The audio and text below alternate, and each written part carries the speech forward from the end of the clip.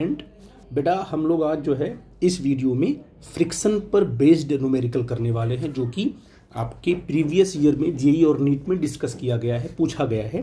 तो उन सारे क्वेश्चंस को हम यहाँ पर पॉइंट आउट करेंगे और देखेंगे उसमें लॉजिक, उसमें जो कॉन्सेप्ट हमें अप्लाई करना है वो कैसे बनेगा। अब यहाँ पहला क्वेश्चन क्या है कि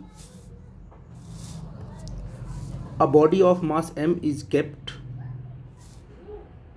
in a rough horizontal surface. Coefficient of friction is alpha. A horizontal force is applied on the body but it does not move. The resultant of normal reaction and the frictional force acting on the object is given by F.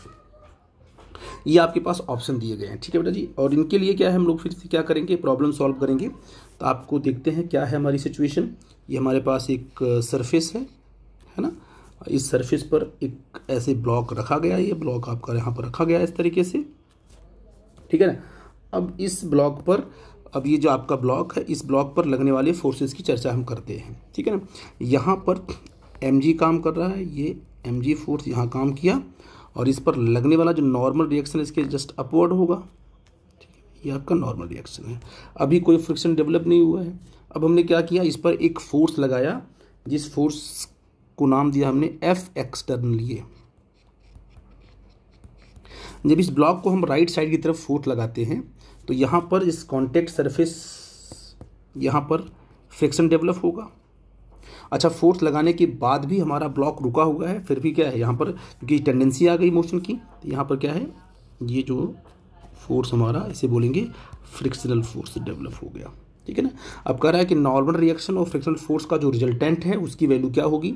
तो कहोगे sir resultant तो हम बनाएंगे, parallelogram बनाते हैं इस तरीके से ऐसे, और ये हम ड्रॉ करते हैं, ये होगा इसका रिजल्टेंट, ये फोर्स ये, और ये आपका ये रिजल्टेंट आपका एफ नेट होगा, या एफ, इसको एफ आर बोल सकते हैं, लेकिन कॉन्टैक्ट फोर्स का रिजल्टेंट है ये क्या होगा। अगर हम एफ आर की बात करें रिजल्टेंट और ये मैग्नीट्यूड की बात करें तो अंडर रूट क्या होगा बेटा जी, अंडर रूट होगा हमारा N square plus what is this F R square, ठीक है ना। अब एन की वैल्यू क्या होती है, एन की वैल्यू तो एम जी के बराबर है, तो root M G whole square plus F R की वैल्यू होती है mu into N whole square.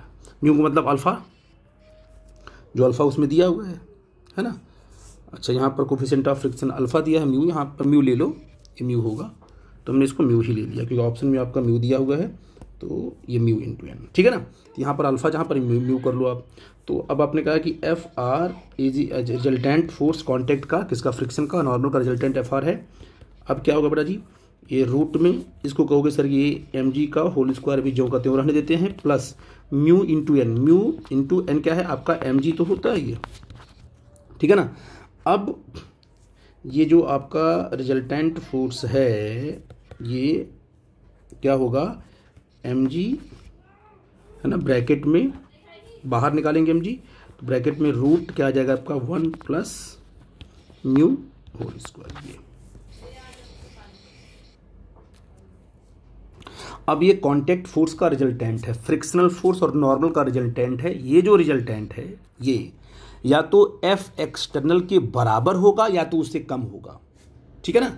जो फ्रिक्शनल और नॉर्मल का रिजल्टेंट होता है एफ आर किसका रिजल्टेंट है, नॉर्मल और एफ आर, नॉर्मल और फ्रिक्शनल फोर्स का रिजल्टेंट है, ठीक है ना। ये क्या होगा, या तो एक्सटर्नल फोर्स के बराबर होगा, तो आप यहाँ से ये कह सकते हो, यहाँ से सिंपल सी बात है, ज़्यादा डिटेल नहीं जाएंगे हम।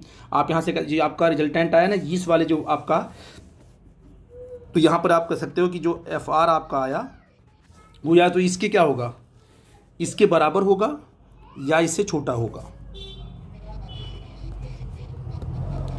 ऐसे, ठीक है ना। ये चलेगी इक्वलिटी, या तो ये जो रिजल्टेंट है इसकी वैल्यू के बराबर होगा, ऐसे छोटा होगा, ठीक है ना। तो ये ऑप्शन आपका करेक्ट होगा, कौन सा, डी ऑप्शन, ठीक है बेटा जी। आई थिंक मेरी बात आप समझ गए। अब एक शानदार बेटा क्वेश्चन आपका है, which of the following statement is correct, ठीक है ना। ऐसे क्वेश्चन आते हैं, अब पूरी डेप्थ आपका इस क्वेश्चन में डाल दिया उसने। क्या है, rolling friction is smaller than sliding friction. बिल्कुल करेक्ट है, क्यों, क्योंकि अगर रोलिंग फ्रिक्शन स्लाइडिंग फ्रिक्शन से कम नहीं होता तो हम जो है व्हील क्यों लगाते, इसीलिए तो हमने व्हील बनाई कि वहाँ पर क्या है, रोलिंग फ्रिक्शन कम है, ठीक है ना। तो rolling friction is smaller than the sliding friction, it is A correct, ठीक है ना। आपका ये करेक्ट है। अच्छा ये देखिए, limiting value of static friction is directly proportional to the normal reaction.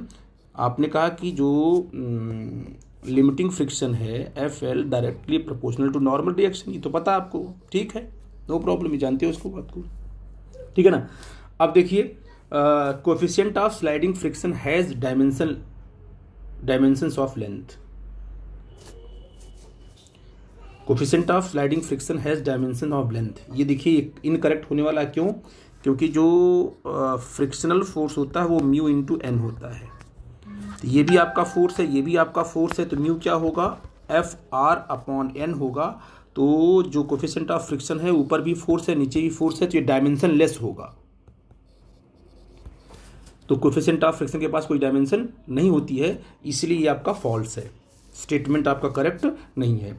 Frictional force opposes the relative motion हुआ, देखो ये तो इसकी डेफिनेशन है क्या, frictional force opposes the relative motion, yes, ये भी आपका करेक्ट है, तो ये भी करेक्ट है, ये भी करेक्ट है और ये भी करेक्ट है। आपका सी पॉइंट आपका इनकरेक्ट है। आई थिंक ये कॉन्सेप्ट को आप समझ गए। अब दो क्वेश्चन क्या है कि a block has been placed on an inclined plane with slope angle theta. कितना एंगल बना ये एंगल थीटा है, ये ब्लॉक आपका रखा गया है, ठीक है ना। Block slide down the plane at a constant speed, ये क्या है, कांस्टेंट स्पीड से मूव कर रहा है, इसका मतलब इस पर लगने वाला जो नेट फोर्स होगा वो जीरो होगा। The coefficient of kinetic friction is equal to the, क्योंकि जब ब्लॉक मूव करेगा तो ब्लॉक पे काइनेटिक फ्रिक्शन आएगा। तो सबसे पहले क्या करो, इस पे सारे फोर्सेस को रिजॉल्व कर लो। आपको पता है कि इधर कौन सा फोर्स, अगर इसका जो ब्लॉक है, इस ब्लॉक पर जो काम करेगा फोर्स एम जी कहाँ होगा, डाउनवर्ड डायरेक्शन में होगा। तो बताइए इंक्लाइंड के अलॉन्ग कितना फोर्स आएगा, ये आएगा एम जी साइन थीटा। और ये आपका, ये बिल्कुल नॉर्मल की बात हम करेंगे तो इधर क्या आएगा बेटा, ये इधर एन आ जाएगा, इधर जो कंपोनेंट आएगा वो एम जी कॉस थीटा, क्योंकि ये एंगल थीटा बनेगा ये, है ना। और फ्रिक्शन कहाँ काम करेगा, फ्रिक्शन काम करेगा अपवर्ड डायरेक्शन में ऐसे, है ना। ये आपका एफ आर होगा, ठीक है ना। और एफ आर कितना होता है, एफ आर होता है म्यू इंटू एन होता है। तो आप यहाँ से लिख सकते हो, क्योंकि ये क्या है, ये जो फोर्स है, ये जो ब्लॉक है, ये कांस्टेंट स्पीड से नीचे की तरफ आ रहा है। कांस्टेंट स्पीड का मतलब क्या है कि एम जी साइन थीटा जो फोर्स डाउनवर्ड में है और इस पे लगने वाला जो एफ आर अपवर्ड में, ये दोनों बराबर होंगे तभी तो कांस्टेंट स्पीड से नीचे की तरफ आएगा, वो फोर्सेस बराबर होंगे। तो आप कहोगे सर यहाँ पर M ji sine theta is equal to क्या होगा, एफ आर होगा। तो M ji sine theta is equal to क्या होगा, म्यू इंटू एन होगा। और यहाँ पर म्यू इंटू एन कितना होता है, एम, क्योंकि दोनों बराबर फोर्सेस हैं, एम जी कॉस थीटा और एन बराबर होंगे, तो एम जी कॉस थीटा होगा, ये होगा simple M G sine theta, ठीक है बेटा जी।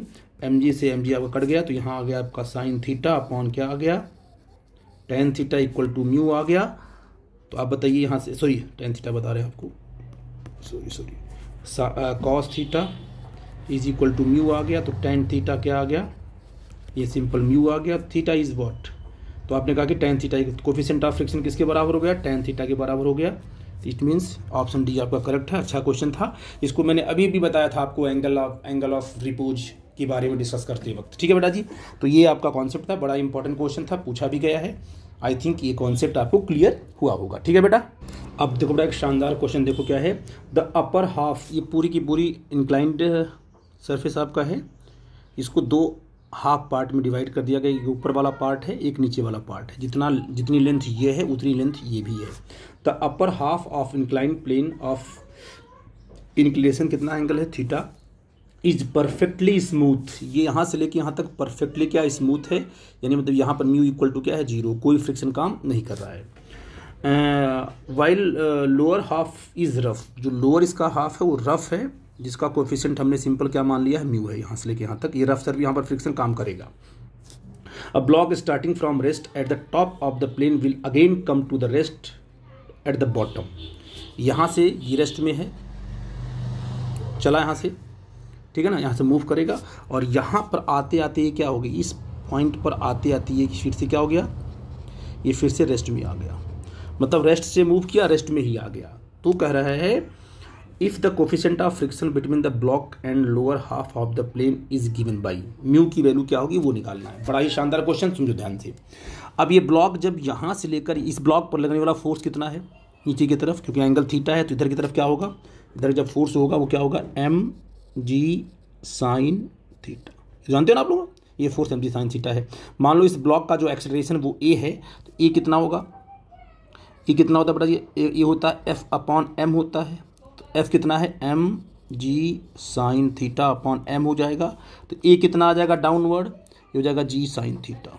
इसको हमने नोट कर लिया, ठीक है ना। अब ये ब्लॉक यहाँ आएगा, यहाँ आएगा, यहाँ आएगा, यहाँ आएगा, एक्सेलरेशन क्या उसका है, जी साइन थीटा बढ़ता जाएगा। अब जब ब्लॉक यहाँ आ गया, ये ब्लॉक जब यहाँ पर आएगा, यहाँ पर, अब यहाँ से उसको उस पर फ्रिक्शन काम करना शुरू। अब इसकी यहाँ से तो चला है, इसमें कोई फ्रिक्शन नहीं, वेलोसिटी बढ़ती गई बढ़ती गई बढ़ती गई बढ़ती गई, यहाँ पर आ गया, ठीक है ना। अब यहाँ के आने के बाद इसका जो एक्सेलरेशन है वो कितना है, जी साइन थीटा है, यहाँ भी है। लेकिन जैसे ही नीचे की तरफ जाएगा ये, तो अब यहाँ पर फ्रिक्शन काम करेगा अपवर्ड डायरेक्शन में। कहाँ काम करेगा, अपवर्ड डायरेक्शन में, और वो होगा तुम्हारा एफ आर होगा, है ना। इसका मतलब अगर एफ आर ऊपर की तरफ काम कर रहा है तो ये जैसे जैसे नीचे की तरफ आएगा वैसे वैसे इसकी वेलोसिटी, इस ब्लॉक की वेलोसिटी कम होगी कम होगी कम होगी कम होगी, करते करते यहाँ जीरो हो जाएगी। मतलब यहाँ से ब्लॉक चला तो उसकी वेलोसिटी बढ़ी बढ़ी बढ़ी, बढ़ते बढ़ते बढ़ते यहाँ पर वेलोसिटी हो गई मैक्सिमम, है ना। अब जब यहाँ से मूव करेगा नीचे की तरफ, वेलोसिटी कम होगी, कम होते होते यहाँ पर क्या हो गया, जीरो हो गया। मतलब यह है कि अगर ब्लॉक टॉप से इस पॉइंट तक आया तो ब्लॉक का जो एक्सेलरेशन था वो ए था, वो क्या था, डाउनवर्ड डायरेक्शन में था, ठीक है ना। लेकिन यहाँ के आने के बाद फिर ब्लॉक यहाँ से यहाँ तक आया, उतने ही लेंथ में स्टॉप हो गया, स्टॉप कर गया ब्लॉक। तो इसका जो एक्सेलरेशन होगा, इस ब्लॉक का जो रिटार्डेशन होगा, उसकी डायरेक्शन कहाँ होगी, वो ऊपर की तरफ होगी ऐसे, और इसके बराबर ही होगी। क्यों, क्योंकि इस पूरी की पूरी हाफ लेंथ में ये रुक जा रहा है। तो पक्का है कि जो एक्सेलरेशन यहाँ से लेके यहाँ तक रहा होगा, उतना ही रिटार्डेशन यहाँ से लेके यहाँ तक होगा, तभी तो ब्लॉक रुकेगा। तो यहाँ पर जो रिटार्डेशन की डायरेक्शन होगी कहाँ होगी, वो अपवर्ड डायरेक्शन में होगी, इस रीजन में, और आपका रिटार्डेशन वो उसी ए के बराबर होगा, तभी यहाँ इस सेम लेंथ में उसको रोक पाएगा वो, ठीक है बेटा। तो फ्रिक्शन कितना होगा यहाँ पर, फ्रिक्शन होगा तो सिंपल होगा, म्यू इंटू एन होगा, और म्यू इंटू एन कितना होता है, एम जी कॉस ये थीटा होता है, ठीक है बेटा जी।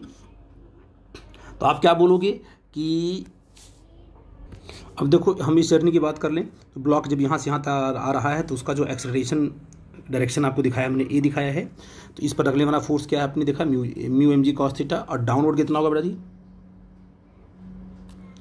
वो simple M G sine theta ही होगा, ये तो बदलेगा नहीं, है ना। तो इस पर नेट फोर्स कैसे निकालेंगे, mu M G cos theta upward direction में जो लगा, क्योंकि ए कहाँ है, ऊपर की तरफ है, इसलिए हमने फोर्स, बड़ा फोर्स कौन सा लिया, mu M G cos theta, minus क्या होगा, m ji sine theta is equal to m into a कर लिया, है ना। तो एम से यहाँ पर एम आपका कट जाएगा, जिससे कट जाएगा, और ये इक्वल टू क्या है, जी साइन थीटा है, क्योंकि उतना ही एक्सेलरेशन जो यहाँ से आएगा एक्सेलरेशन वही इधर भी दिखाई पड़ेगा। तो mu cos theta minus G sine theta equal to G sine theta, ठीक है बेटा जी। तो mu cos theta is equal to 2g sine theta, transfer करने के बाद तो म्यू इक्वल टू क्या आ जाएगा, कॉस थीटा आ जाएगा, यहाँ पर आ जाएगा 2g व्हाट इज यहाँ जाएगा तुम्हारा शायद टेन थीटा, ठीक है। अच्छा यहाँ से जी भी कट जाएगा, यहाँ म्यू जी है ना आपका, ये जी भी यहाँ से कटेगा, जी भी कट कर दोगे आप लोग, तो देखो क्या हो जाएगा, यहाँ से ये हो जाएगा तुम्हारा simple mu cos theta equal to 2 sine theta. तो म्यू इक्वल टू क्या आ जाएगा, 2 sine theta upon cos theta 2 tan theta. ये देखिए ये आपका आंसर आ जाएगा। आई थिंक इस बात को समझ गया। अच्छा क्वेश्चन था बेटा जी, इसलिए थोड़ा सा इसको पेशेंस बना के अंडरस्टैंड करना, वीडियो देखना, और डाउट होगा तो बेटा डिस्कस करना, ठीक है बेटा। अब क्वेश्चन कहा गया, block B is pushed momentarily along a horizontal surface with an initial velocity v. If mu is the coefficient of sliding friction between B and the surface, block B will come to rest after a time. Time की बात किया है, मान लीजिए एक block B था, इस block को आपने क्या है, इनिशियल वेलोसिटी क्या दिया आपने, v दिया। तो ये ब्लॉक मान लो इस तरीके से, मैं इसको बड़ा करता हूँ, ये ब्लॉक मान लो यहाँ पर आया ऐसे, और इसकी वेलोसिटी क्या हो गई, इसकी वेलोसिटी हो गई 0, ठीक है ना। तो अब यहाँ से लेकर यहाँ तक पूरा का पूरा फ्रिक्शन काम किया होगा, है ना। तो कितना फ्रिक्शन काम किया, मान लो कि जो फ्रिक्शनल फोर्सेस है वो एफ आर है, और इस पर ब्लॉक का मास अगर एम है तो इधर आपका हो जाएगा एम इंटू जी, और ऊपर की तरफ आएगा नॉर्मल रिएक्शन, ठीक है ना। तो एफ आर की वैल्यू क्या आएगी बेटा जी, एफ आर की वैल्यू जो आएगी एफ आर इक्वल टू आएगा म्यू इंटू एम जी आएगा, म्यू इंटू एन होता है बेटा जी, ये आपका एफ आर की वैल्यू आ जाएगी। और इस वैल्यू से अगर यहाँ से लेकर यहाँ तक निकालते हैं कि क्या है उसका एक्सेलरेशन, ठीक है ना। तो बेटा जो फोर्स यहाँ पर एफ आर लगा म्यू एम जी, और यहाँ से लेकर वेलोसिटी यहाँ तक जीरो हो गई, तो बताइए यहाँ से लेकर यहाँ तक जो एक्सेलरेशन डेवलप हुआ वो कितना होगा, रिटार्डेशन होगा नॉट एक्सेलरेशन, तो वो कितना होगा, ए इज इक्वल टू क्या होगा, एफ अपॉन एम होगा। एफ कितना है, mu M G upon M कर देंगे तो ये कट जाएगा, तो आपका जो रिटार्डेशन आ जाएगा वो सिंपल आ जाएगा, एम म्यू इंटू जी आ क्या आ जाएगा बेटा जी, म्यू इंटू जी आ जाएगा, ये आ गया एक्सेलरेशन आ गया आपका, ठीक है बेटा जी। बस अगर यहाँ से लेकर यहाँ तक आ गया तो आप निकाल लो, यहाँ से लेकर यहाँ तक टाइम क्या है, डेल्टा टी है बेटा, ठीक है। बट में लगा दो अब क्या है कि यहाँ पर इनिशियल अब लगा दो, स्पीड लगा दो, स्पीड इक्वेशंस में अप्लाई कर दो, v इक्वल टू क्या होता है, u प्लस ए टी होगा, रिटार्डेशन है तो हो जाएगा हमारा माइनस ए टी हो जाएगा, ठीक है ना।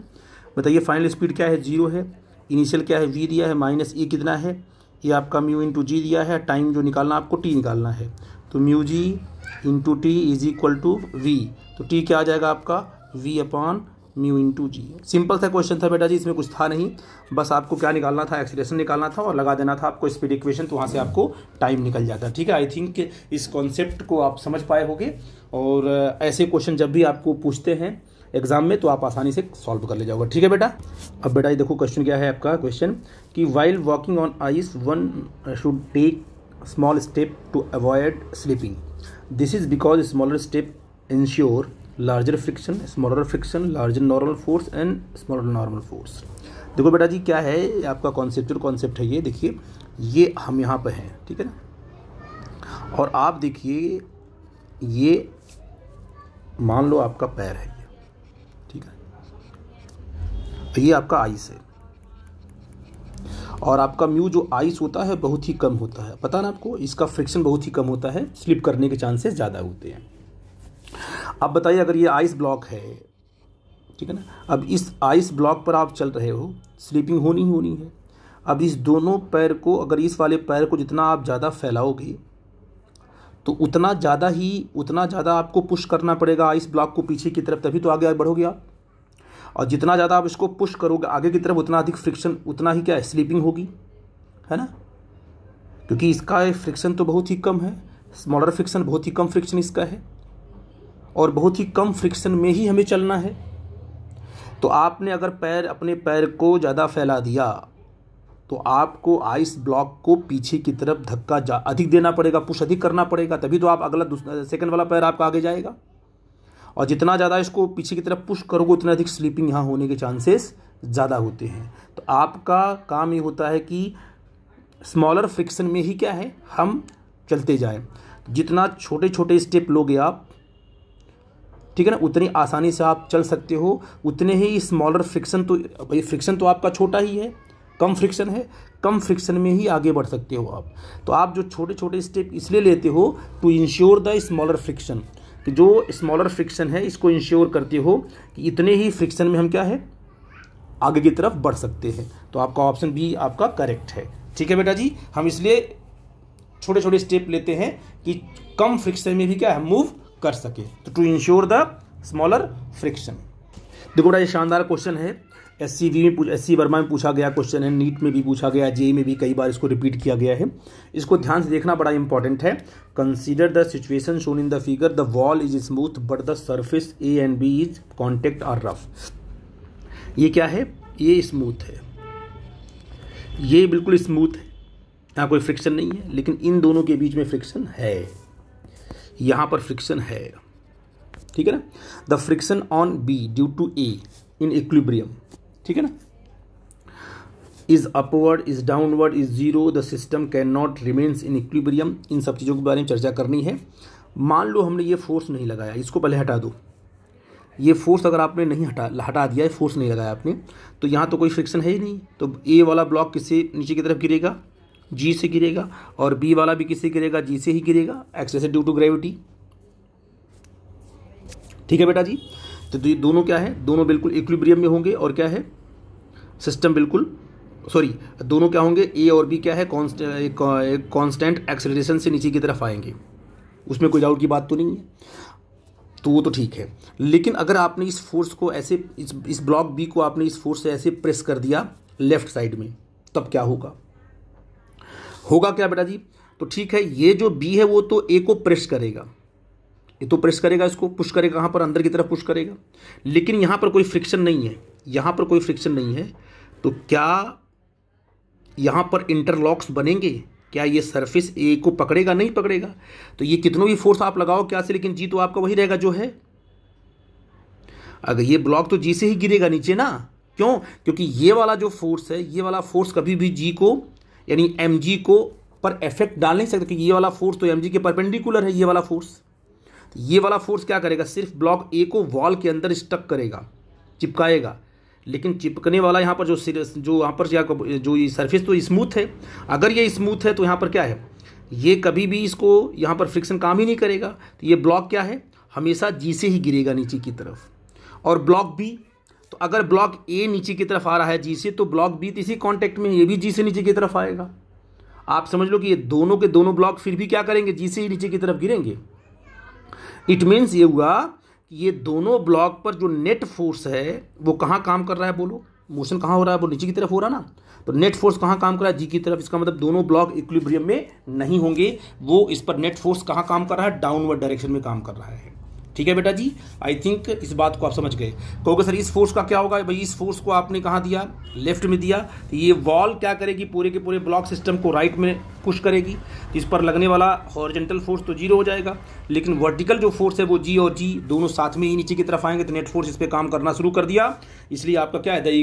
The system can not be remain in equilibrium. ये कभी इक्विलिब्रियम में रुक रह नहीं सकता है, क्योंकि फ्रिक्शन यहाँ पर जीरो है। तो अगर यहाँ पर जीरो हो गया तो ये सिस्टम नीचे की तरफ आएगा ही आएगा। ठीक है बेटा जी, इसे इस mg को रोकने वाला कोई, जो नीचे की तरफ mg है, इसको रोकने वाला कोई फोर्स नहीं है।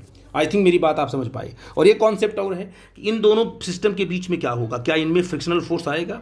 जब a की स्पीड ज़्यादा होती, b की कम होती, दोनों में होता रिलेटिव मोशन, तब जाकर के यहाँ पर फ्रिक्शनल फोर्स आता। लेकिन ए भी किससे नीचे की तरफ आ रहा है? जी से आ रहा है। बी भी किससे आ रहा है? जी की तरफ आ रहा है। यानी दोनों की स्पीड नीचे की तरफ आने वाली जो सेम है, इसलिए यहाँ पर जो फ्रिक्शनल फोर्स होगा एफ आर, वो क्या होगा? जीरो होगा। इसलिए ऑप्शन सी भी क्या होगा? करेक्ट होगा। तो इसमें सी और डी ऑप्शन दोनों करेक्ट हैं। ठीक है बेटा।